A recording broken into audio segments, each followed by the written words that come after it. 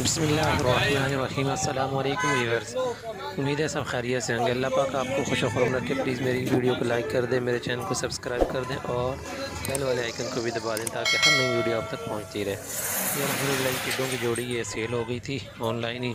भाई ने पैसे मुझे ट्रांसफ़र करवा दिए बैंक में और उसके बाद मैंने ये जानवर कार्गो करवा दिए हैं। अल्लाह पाक भाई के नसीब में करे, अल्लाह पाक इनमें बरकत दे, अल्लाह पाक भाई के शौक़ को सलामत रखे। मज़ीद अच्छे जानवरों के लिए मुझसे रब्ता कर सकते हैं, अच्छी गोट्स के लिए रब्ता कर सकते हैं। हाफिज़ गोट हाफिज़ सैफुल इस्लाम, लोकेशन है तहसील पत्तों की, ज़िला कसरत।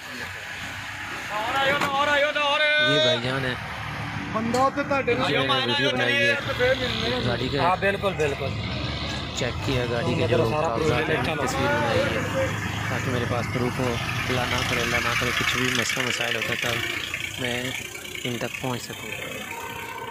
अल्लाह हाफिज़, फ़ी अमान अल्लाह, रब रखा जी।